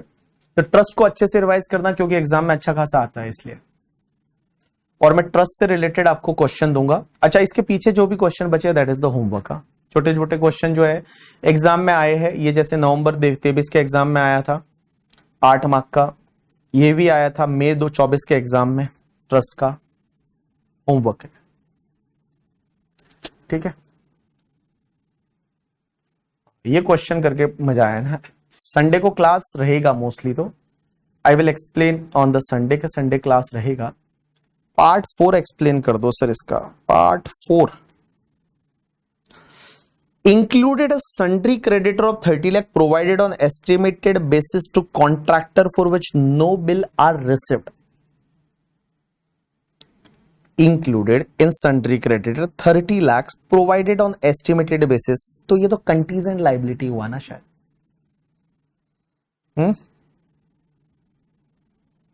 यही होगा ना, कंटीजेंट लाइबिलिटी, अकाउंट्स, अकाउंट। चलिए अब एक काम करते हैं, एक छोटा सा कॉन्सेप्ट है वो आपका बचा है, जो आ जाइए वापस ट्रस्ट वाले टैक्सेशन में। और गाइज एक बात बताइए, ट्रस्ट वाले टैक्सेशन में आ जाइए, और एक छोटू सा पॉइंट बचा है दैट इज द 11.7। 11.7 11.7 चलिए 11.7 पे आ जाइए। Shraddha, A plus B minus L करते टाइम आपको एफ एम वी और H D V whichever is higher लेना है, क्योंकि उसमें यह बोला हुआ है F M V as per this rule, तो दिस रूल का मतलब भैया इस रूल के हिसाब से तो फिर हायर लेना पड़ता है। श्रद्धा, चलिए अब एक काम करिए आप लोग, एक छोटू सा कॉन्सेप्ट है जो यहां पे बचा है, आ जाइए सब लोग इधर। एंड गाइस ये कॉन्सेप्ट क्या बोलता है कि सर अगर कोई ट्रस्ट है जो ऑलरेडी सेक्शन 11-12 की एग्जेम्पशन लेता है, तो एग्जेम्पशन जब 11-12 की लेता है तो क्या वो सेक्शन 10 की एग्जेम्पशन ले पाएगा या नहीं? सेक्शन 10 की एग्जेम्पशन ले पाएगा या नहीं? ये बेसिकली पॉइंट कब आया था पता है मैं आपको? ये पॉइंट आया था जब आपको याद रहेगा, अगर थोड़े दिनों पहले की बात करोगे, थोड़े दिनों पहले की अगर आप बात करोगे, तो ये जो पॉइंट है ना, ये तब आया था जब जब डिविडेंड एग्जेम्प्ट हुआ करता था। आज से अगर मैं बात करूं 10 साल पहले, आपको पता है डिविडेंड पूरा ही एग्जेम्प्ट था। तो ये ट्रस्ट क्या करते थे पता है? जैसे एक ट्रस्ट है बालाजी ट्रस्ट, अब बालाजी ट्रस्ट को डिविडेंड मिला, और डिविडेंड मिला मान लो 10 करोड़ का, तो ये लोग क्या करते थे, बोलते थे ये 10 करोड़ तो हमारा पूरा एग्जेम्प्ट है ना, और ये एग्जेम्प्ट होता था अंडर सेक्शन 1034। 1034 में डिविडेंड एग्जेम्प्ट हो जाता है, तो बोलते हैं डिविडेंड तो पूरा एग्जेम्प्ट है, पहले होता था अब नहीं है, डिविडेंड तो पूरा एग्जेम्प्ट है, तो बोलते हैं डिविडेंड वाला इनकम है ना वो तो पूरा एग्जेम्प्ट है, अब हमको उस वाले 10 करोड़ पे 15%, 85% अप्लाइड वगैरह करने की जरूरत नहीं है। तो उस टाइम लॉ मेकर्स ने बोला कि यार ऐसा कैसे करके, लॉ मेकर्स ने बोला ऐसा कैसे, तो लॉ मेकर्स ने एक प्रोविजन डाला सेक्शन 11.7 करके, और उन्होंने बोला कि जब आप ऑलरेडी सेक्शन 11-12 की एग्जेम्पशन ले रहे हैं तो फिर आप सेक्शन 10 की सीरीज की कोई एग्जेम्पशन नहीं लेंगे, क्योंकि फिर आपकी जो इनकम है वो 11-12 के हिसाब से ही जाएगी। आप इधर ले लीजिए 15%, 85% करिए, जो बचेगा उस पर आपको टैक्स भरना है, फिर आप एग्जेम्पशन नहीं ले पाएंगे 10 की सीरीज की। लेकिन फिर इसमें एक एक्सेप्शन डाला कि एक तो आप 10(1) का एग्जेम्पशन ले सकते हैं। 10(1) का मतलब होता है एग्रीकल्चर इनकम। जैसे कुछ एनजीओ ऐसे ट्रस्ट ऐसे जो एग्रीकल्चर एक्टिविटी करते हैं, तो एग्रीकल्चर वाली इनकम होगी उस पे भी क्या 15% 85% अप्लाइड करना पड़ेगा? Answer is no. एग्रीकल्चर वाली इनकम है वो पूरी एग्जेम्प्ट है। एज वेल एज द, अगर मान लो कोई ट्रस्ट एग्जेम्पशन क्लेम करता है 1023C का, लेकिन 1023C में कौन सा पता है? वो clause number 3AD and 3AE जो था, छोटे छोटे स्कूल, छोटे छोटे हॉस्पिटल जिनका 5 करोड़ से ज्यादा का नहीं है, तो वो एग्जेम्पशन ले सकता है। इसके अलावा 10 की सीरीज की और कोई एग्जेम्पशन नहीं ले पाएगा। तो देखिए वापस से अपन यहां ऊपर पढ़ते, देखिए क्या देखा है। Where trust claim exemption under section 11, अगर 11 का एग्जेम्पशन लेते हैं, then exemption under section 10, that is, आप ब्रैकेट को छोड़ दीजिए, shall not be allowed to the trust. Trust को सेक्शन 10 की एग्जेम्पशन नहीं मिलेगा। It means trust can claim exemption under section 10(1), that is agriculture income, with section 11 exemption, but other exemption of section 10 is not available. तो trust अगर मान लो registered है, 11-12 में exemption लेता है, तो 10 की सीरीज में सिर्फ उसको 10(1) की एग्जेम्पशन मिलेगी, या बाकी कोई एग्जेम्पशन नहीं मिलेगी, 10(1) की मिलेगी। एक 1023C की ले सकता है। 1023C का मतलब वो वाला जिसमें आपको पता है, मैंने अभी बताया, छोटे छोटे कॉलेज, छोटे छोटे हॉस्पिटल, छोटे छोटे स्कूल। या 1023EA की मिलेगी, ये गवर्नमेंट ट्रस्ट होते हैं। 1023EA, 1023EC, 1023ED, 1046, 1046A, 1046B, वो सब ले सकता है। लेकिन फिर क्वेश्चन यहां पे ये आता है कि सर एक बात बताओ, आप ये बोल रहे हो कि अगर ट्रस्ट कोई 11 की एग्जेम्पशन ले रहा है, तो सर 11 की एग्जेम्पशन ले रहा है तो वो 10 की सीरीज की कोई एग्जेम्पशन नहीं ले सकता, बट ये ले सकता है। 10(1) एग्रीकल्चर इनकम एग्जेम्प्ट करा सकता है, 1023C वो छोटे छोटे कॉलेज यूनिवर्सिटी वो करा सकता है, 1023EA ले सकता है, 1023EC ले सकता है, 1023ED ले सकता है, 1046 ले सकता है, 1046A ले सकता है, 1046B ले सकता है। सर ये क्या है? अभी मैं आपको डायरेक्ट से बताता हूं कि ये सेक्शंस क्या है करके, ठीक है। तो इसका मतलब ये हुआ कि ट्रस्ट जो है वो 11-12 की एग्जेम्पशन के साथ 10 की सीरीज की ये एग्जेम्पशन ले सकता है। लेकिन फिर आप बोलोगे कि सर एक बात बताओ, आप बोल रहे हो 1023C वगैरह ले सकता है और ये सब सेक्शंस में एग्जेम्पशन ले सकता है, तो फिर 11 की जरूरत क्या? फिर इन्होंने यहां पे एक प्रोवाइजो दिया, और प्रोवाइजो ये बोलता है कि provided that registration shall under section 12AA या 12AB become inoperative from the date on which trust or institution approved under section 1023C clause number 4, 5, 6, 6A, अगर उधर अप्रूव हो गया तो इधर का रजिस्ट्रेशन है वो इनऑपरेटिव हो जाएगा, 12AB का रजिस्ट्रेशन इनऑपरेटिव हो जाएगा। या इधर अगर नोटिफाइड हो गया तो उस पर्टिकुलर केस में बेटा फिर 12AB का रजिस्ट्रेशन इनऑपरेटिव हो जाएगा। इन सिंपल वर्ड में आपको बताऊं, सो आइदर ट्रस्ट और institution can claim exemption under section 11-12 ले लो, या फिर आप 1023C का क्लॉज नंबर 4, 5, 6, 6 है, या फिर ये तुम्हारे जो है ये वाले ले लीजिए करके। अब मैं बताऊं ये 1023EA वगैरह क्या है, तो मैं आपको इनकम टैक्स एक्ट पे लेके गया, और इनकम टैक्स एक्ट .gov.in पे हम चले इनकम टैक्स एक्ट पे, और इनकम टैक्स एक्ट पे यहां पे बहुत सारी सेक्शन यूज हुई है, तो ये सेक्शन है क्या मैं आपको बताऊं, उसमें आप एग्जेम्पशन ले सकते हो। तो 1023 सेक्शन नंबर 10, सेक्शन नंबर 10, और सेक्शन नंबर 10 में आप बताइए मैंने कौन सी सेक्शन बोली है। एक तो 1023 आपकी जो सेक्शन नंबर है मैं आपको बता देता हूं वो क्या होती है सब। 1023 आपका EA,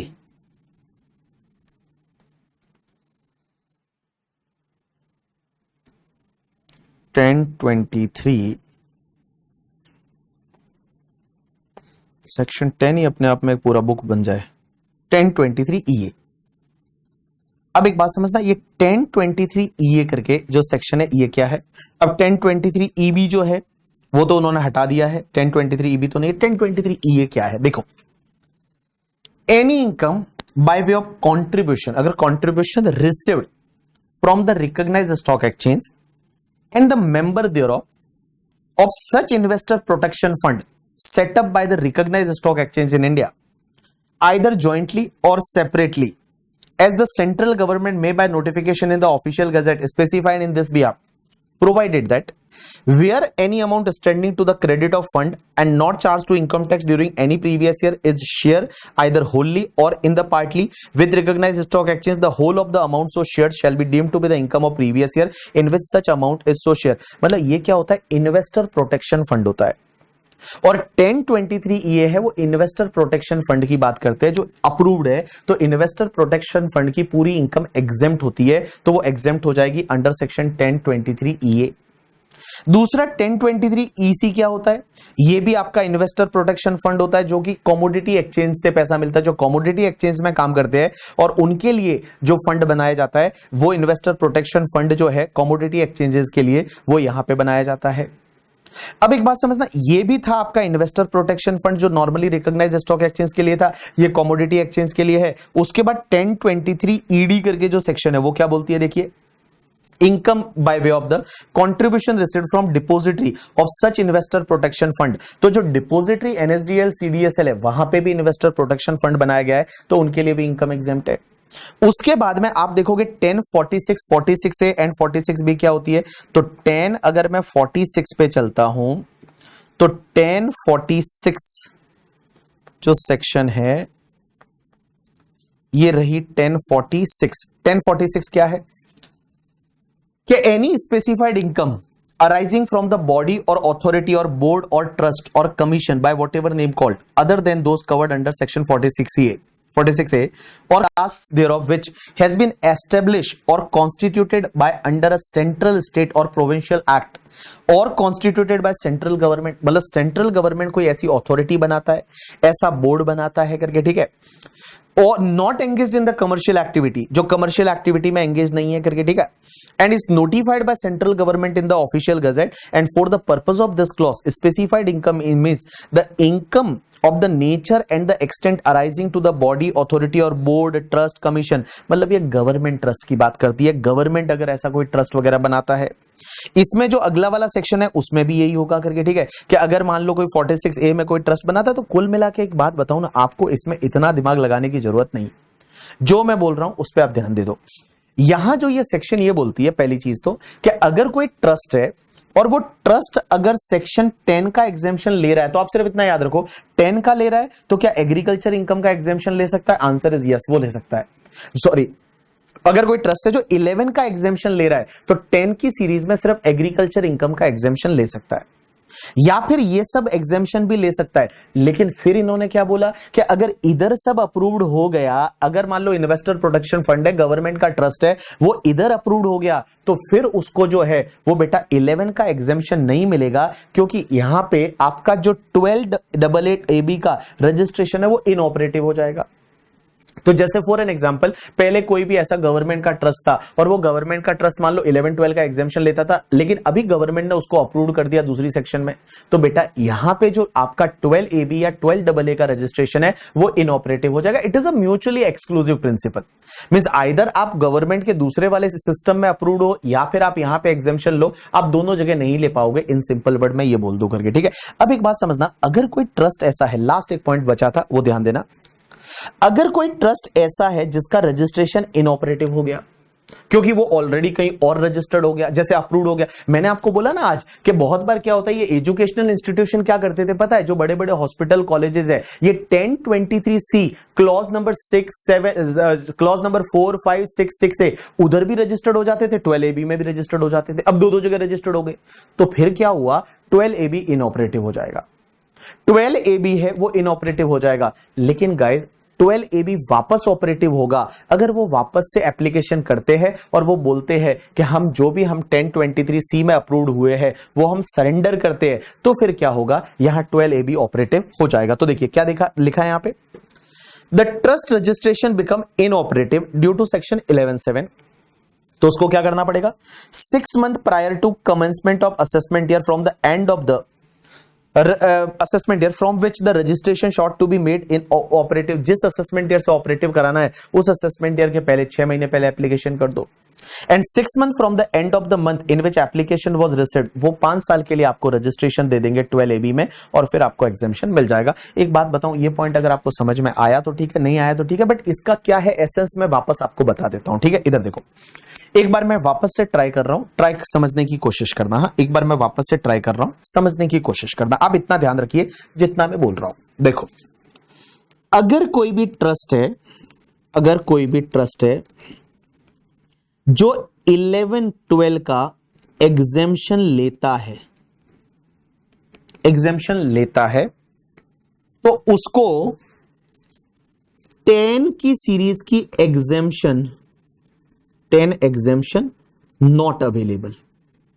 पहले तो मैं ऐसा बोलूंगा, नॉट अवेलेबल, 10 की सीरीज की एग्जेम्पशन अवेलेबल नहीं है। अगर आप 11-12 में एग्जेम्पशन लेते हो तो आप ऑब्वियसली 12AA में रजिस्टर्ड होंगे, 12AB में रजिस्टर्ड होंगे, तो आपको 10 की सीरीज की कोई एग्जेम्पशन नहीं मिलेगी। लेकिन इसके एक्सेप्शन है। एक्सेप्शन का क्या क्या है? एक्सेप्शन क्या क्या है? एक्सेप्शंस में आप 10(1) ले सकते हो, एग्रीकल्चर इनकम को एग्जेम्प्ट करा सकते हो। आप जो है वो 1023C है वो कर सकते हो, आप 1023C कर सकते हो, 1023C का एग्जेम्पशन ले सकते हो। आप 1023EA वगैरह जो है, आपका जो 1023 आपका EA EB ये प्रोटेक्शन फंड होते हैं, EC तो नहीं है, EDA करके, EC और ED ये आप ले सकते हो। आप जो है वो 1046A ये गवर्नमेंट के ट्रस्ट होते हैं, 46A एंड 46B ये आप ले सकते हो, कोई दिक्कत नहीं, ये एग्जेम्पशन ले। लेकिन गाइस समझना, इसका मतलब पहला तो ये हुआ, आपको ऐसा लग रहा होगा कि भाई साहब आप ये भी ले सकते हो और आप ये भी ले सकते हो, यही हुआ। अब देखो ये चीज पार्टली ट्रू है। आप 11-12 का एग्जेम्पशन लो, आप एग्रीकल्चर इनकम के लिए एग्जेम्पशन ले सकते हो साथ साथ में, यस, तो एग्रीकल्चर इनकम को 10(1) में एग्जेम्प्ट करा दो ना, बाकी वाले पे आप 11-12 ले लो। लेकिन आप 1023C ले सकते हो। देखो 1023C में वो वाला ले सकते हो, कौन सा, जिसमें पता है वो छोटी छोटी कॉलेजेस थी, छोटे छोटे स्कूल थे, 5 करोड़ वाला, तो वो आप ले सकते हो, कोई दिक्कत नहीं, वो आप ले लीजिए, कोई दिक्कत नहीं। लेकिन अब एक प्रोवाइजो क्या बोलता है पता है क्या? अगर इन सेक्शन में आपको अप्रूवल की जरूरत है, रजिस्ट्रेशन की जरूरत है, और अगर आप इसमें अप्रूव हो गए तो फिर तुम्हारा 12AA 12AB है वो आपका इनऑपरेटिव हो जाएगा। तो मुझे बताओ 1023C में अप्रूवल की जरूरत तो वो लास्ट वाले केस में ही थी ना, जहां वो बड़े बड़े कॉलेज, बड़े बड़े हॉस्पिटल होते हैं, जिसमें आपका clause number 4, clause number 5, clause number 6, clause number 6 है। अगर उसमें अप्रूवल हो गया तो तुम्हारा ये इनऑपरेटिव हो जाएगा। तो देखो पहले तो ये लोग क्या बोलते हैं, आप ये इसके साथ में 10 की एग्जेम्पशन नहीं ले सकते, बट ये ले सकते हो आप। लेकिन फिर इन्होंने क्या बोला कि अगर इन सेक्शन में कहीं अप्रूवल की जरूरत है, रजिस्ट्रेशन की जरूरत है, तो ये वाला तुम्हारा इनऑपरेटिव हो जाएगा, फिर आप इधर ही ले लो।